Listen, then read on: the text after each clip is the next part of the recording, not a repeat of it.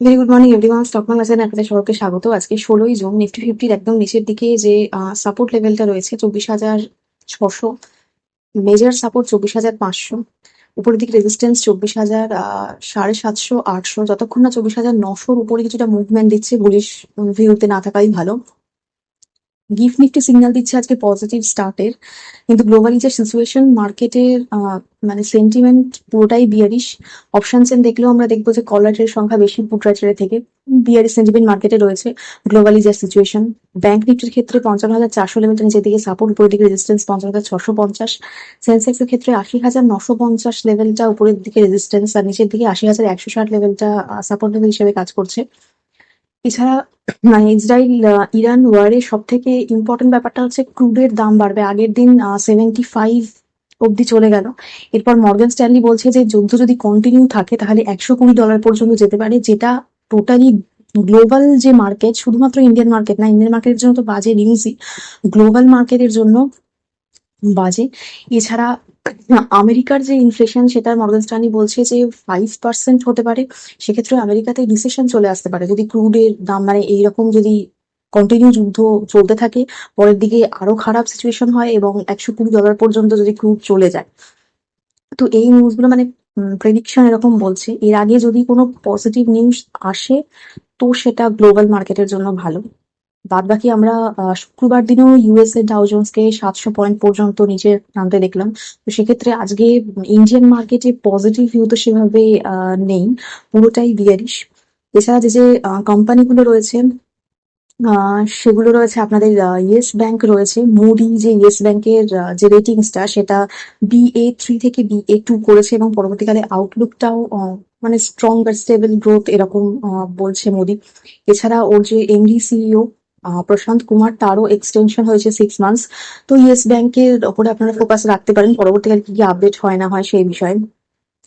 এছাড়া Dickson company আমরা joint venture দেখছি 50-50, তো ডিকসন কোম্পানির উপরে নজর রাখতে পারেন। এছাড়া ইন্ডিগো রয়েছে, সেখানে প্রমোটারদের আরেকটা নিউজ রয়েছে যে সেল করতে পারে 4% শেয়ার, মোটামুটি অ্যাপ্রক্স $1 বিলিয়ন মতো অ্যামাউন্ট টাকার আর কি। এত $1 বিলিয়ন শেয়ার আর কি সেল হতে পারে। তো ইন্ডিগোটা আজকে ফোকাসে থাকবে অবশ্যই। এছাড়া অ্যাভিয়েশন সেক্টর পুরোটাই ফোকাসে থাকবে। এছাড়া মানে ইসরায়েলের সাথে বিজনেস করছে যে সমস্ত কোম্পানিগুলো, সেখানে যেমন আদানি রয়েছে, ইনফোসিস রয়েছে, টেক রয়েছে, উইপ্রো, ACL টেক, এই সমস্ত টেকনোলজিক্যাল কোম্পানিগুলো। এছাড়া SBI রয়েছে, সান ফার্মা, লিউপিন, এই সমস্ত ফার্মাসিউটিক্যাল কোম্পানিগুলো যেগুলোর আর কি ইসরায়েলের সাথে যাদের বিজনেসের লিঙ্ক আছে, এই সমস্ত কোম্পানিগুলো আজকে ভীষণভাবে দেখার থাকবে যে কি রকম আজকে কেন পরবর্তীকালে যতক্ষণ না কোনো পজিটিভ নিউজ আসছে ততক্ষণ পর্যন্ত দেখার থাকবে এগুলো। এছাড়া যে সমস্ত কোম্পানিগুলো ক্রুড অয়েলের সাথে লিঙ্ক, যে সমস্ত কোম্পানিগুলো যেমন পেইন্ট রয়েছে, এছাড়া বিভিন্ন কেমিক্যাল কোম্পানি রয়েছে, এই কোম্পানিগুলো আজকে ফোকাসে রাখবেন দেখার জন্য, স্টাডি করার জন্য। এছাড়া সব থেকে বেনিফিট যে সমস্ত কোম্পানিগুলো পাবে সেটা হচ্ছে অবভিয়াসলি গোল্ডকে আমরা আবারও বাড়তে দেখছি।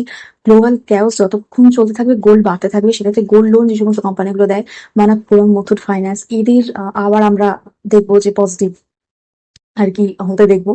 তো এই কোম্পানিগুলোর দিকে নজর রাখতে পারেন। এছাড়াও ডিফেন্স কোম্পানির উপর ফোকাস থাকছে।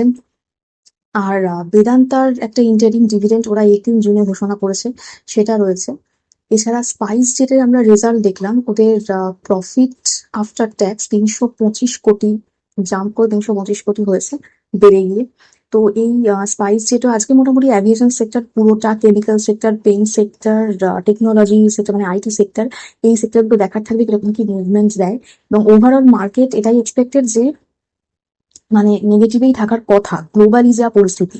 যদি না কোনো পজিটিভ নিউজ আসে, পজিটিভ নিউজ আসলে নয় আর একটুখানি উপরের দিকে মুভমেন্ট কিছুটা হতে পারে, তবে ওভারঅল ট্রেন্ড নেগেটিভই থাকার কথা।